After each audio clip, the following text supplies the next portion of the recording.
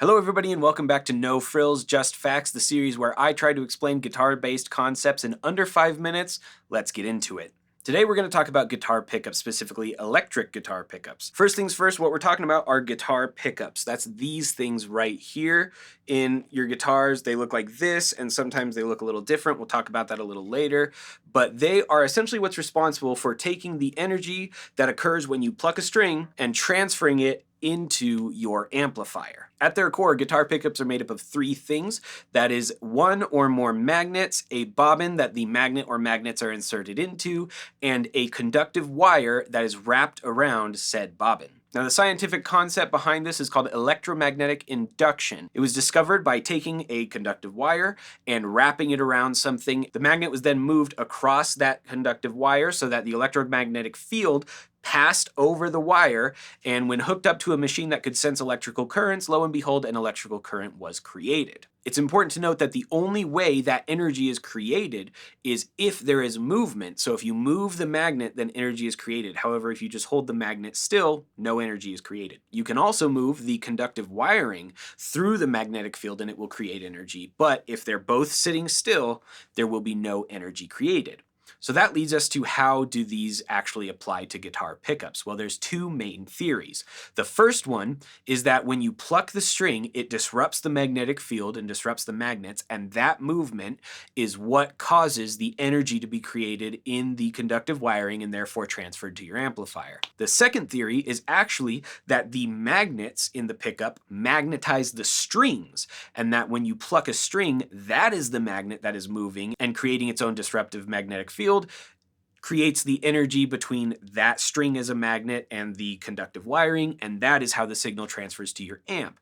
The funny thing is, nobody actually really knows how it works, so we're just going to call it witchcraft. Now, as many of you probably know, your pickup is responsible for the majority of the tone or the characteristic qualities of your sound in an electric guitar. So let's talk about why each pickup type is different. First things first, there are 3 to 4 main types of pickups that we see. We have single coil, humbucker, P90, and active. We're going to start with single coils first. Single coils are made up of 6 magnetic pole pieces inserted into a bobbin with that conductive wiring wrapped around it. This is our most basic pickup, and they are known for having a bright, clear sound. Sometimes they have been described as thin if we're talking about them negatively. Because of their basic construction, they can be subjective to hum or noise or electromagnetic interference. This leads us to the humbucker. The humbucker was invented to solve the 60-cycle hum that inevitably came from the single coil pickup. And what they did is they took 2 single coil pickups, reversed the polarity on one of them, and slapped them together and wrapped them together, and that's how we get the humbucker. Humbuckers are described as having a warm, full characteristic, and if we want to talk about them negatively, we say they're muddy. Next up, we have to talk about P90s.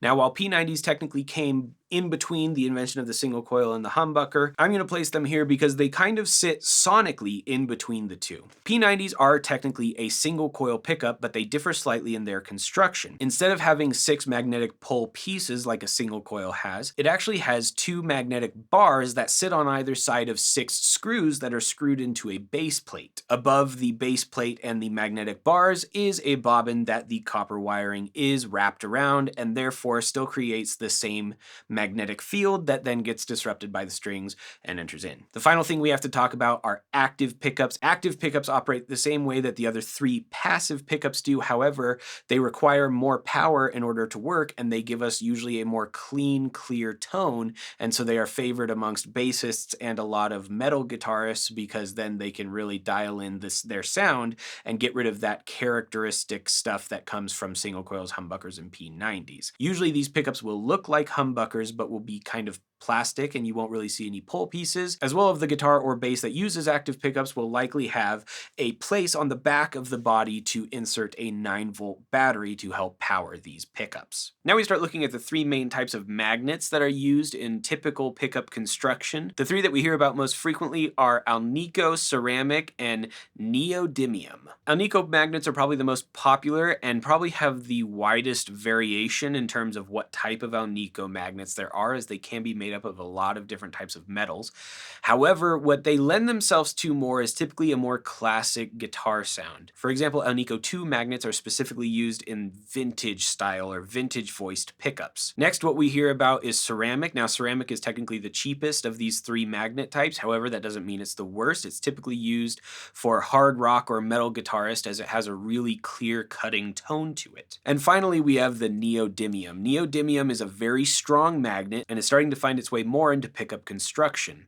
It's specifically used because it has such a strong magnetic field that it provides a lot of clarity and really takes the character out of the pickup a little bit more, which is why it's used most commonly in active pickups. Beyond this, everything else about pickup construction does matter. For instance, if the bobbin is smaller, that means that the wiring will actually be closer together and more compact, and therefore you will get a different sound than if it were able to spread out. Pickups probably make the most significant impact on the tonal characteristics of your guitar's sound.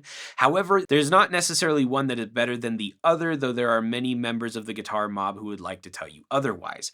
In my mind, it's really more of a Coke versus Pepsi versus Dr. Pepper kind of thing. On the one hand, you have a pretty significant group of people who prefers Coke to Pepsi, and on the other hand, you have a pretty significant group of people who are idiots, but we don't judge people for being idiots. Either way, go down to your local guitar store, check them all out, play them all side by side, see what you prefer. Thank you guys so much for tuning in. Please let me know in the comments down below if there is a specific guitar or music-based concept that you would like a nice 5-minute, no frills, just facts video on. I will try to make that happen. Also, let me know in the comments if you prefer Coke or Pepsi, and if you prefer humbuckers, single coils, P90s, or active pickups.